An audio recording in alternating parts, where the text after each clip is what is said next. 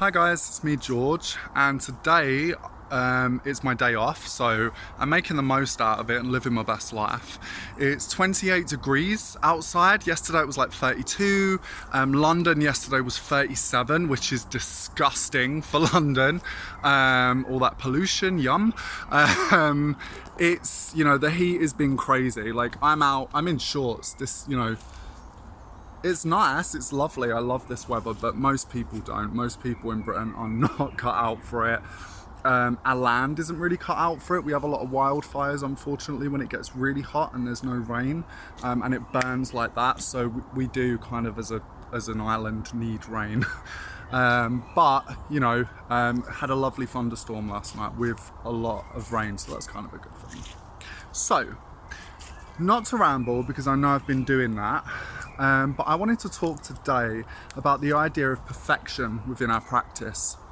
Now, you ever have it when you watch a film or, and you see this image of the witch? There might be two sisters together, like in Practical Magic or something like that, where there is this chiming of the bell and, these powerful witches like Practical Magic, The Craft, Sabrina, Chilling Adventures of Sabrina, The Witch, this kind of really romantic, kind of empowered version of, an experience conjuring or practicing or casting.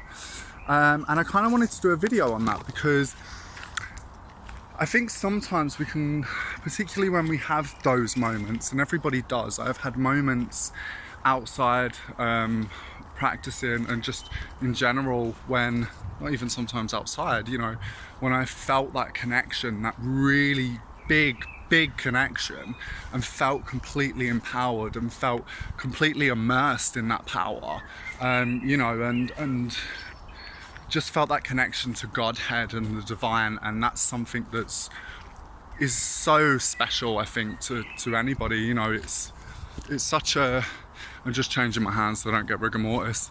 It's such a special thing, and I think sometimes we can obsess on that a little bit. I think sometimes we have this image of how a spell must go. I'll build this chant up, and then what I'll do is I'll drop this in, and then at that moment that will set on fire. And sometimes that doesn't happen. Sometimes things are flawed because it's life. Nothing is perfect, And I think maybe, media and stuff like that, but we have this kind of really sort of beautiful idea of witchcraft, this empowering sort of moment, all very dramatic, and this incredible connection. But sometimes it doesn't always happen like that, especially if you work with gods and spirits regularly. Every time you call them in, if you imagine if it's like, ta-da, you'd have you'd clap. Like, no, you wouldn't. But, if you knock regularly, sometimes that door will open just a bit more, and it will be easier for you to get through that door. You know what I'm saying? So yeah, I think that's something to be really mindful about. The other thing is, and I think this is something I've been really thinking of today, is that witchcraft as a practice finds the beauty in the shunned. It finds the beauty in the flawed. It finds the beauty in imperfection, and just remember that, particularly if you practice witchcraft, just remember that things might not always go our way, but ultimately that doesn't matter. As long as the things we do work, as long as they have an effect, that's really all that matters, and you still know you have that connection, you have a good connection to the spirit world, or whatever you may work with. For me, that's the most important thing. As long as you know they're there, they've not turned their back on you or anything like that, or that the stuff you do works, it has an effect and it has an impact. So, try not to focus on those imperfections. Find power in them and know that, all right, the lighter didn't light on time, when you drop the fire in the cauldron, it didn't go up straight away, Larry farted, I don't know. But, the point is, find beauty in those imperfections, I've been in rituals where there's been groups of people where I've not felt anything, you know, but everybody else has, or the majority of people have, and you know, despite that, the effects still happen. Everything that we asked for happened and manifested.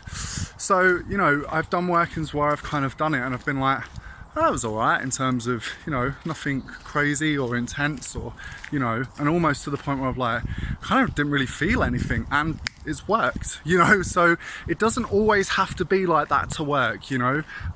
Don't try and compare your witchcraft and your practice to other people's, because witchcraft as a religion,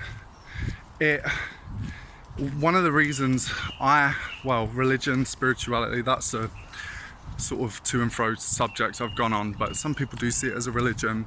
For me, it's probably the reason I'm saying this, because it's the next sentence, but other belief systems, they ask you to change, you know, they ask you to do this, they might ask you to, you know, you have to dress a certain way, you have to look a certain way, you have to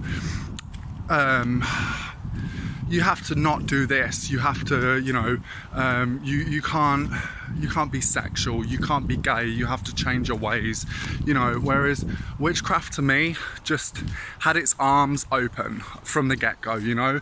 It didn't expect me to change, it didn't expect me to transform, it accepted me for who I am, and it accepted me for me. And to me, each person's witchcraft is their own particular way. Witchcraft to me it's a kind of my way or the highway thing, you know. Each person does things different, and that, I think, is what's so interesting about it, is that as a belief system or a spirituality or a practice or a religion, if you consider it a religion, you know, it doesn't really ask you to change. It doesn't, you know, it's, for me, it has its arms open, and I think that's one of the other things to be mindful of. Don't compare your practice to anyone else. Your practice is your practice, and find power in that. Be empowered by that, because that is beautiful. The flaws in themselves, they're beautiful, you know. Find beauty in the imperfection.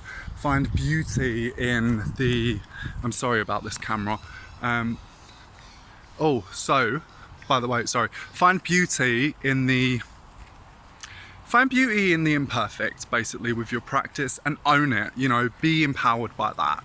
Not everything has to go a certain way all the time. Just let it happen when it happens, you know.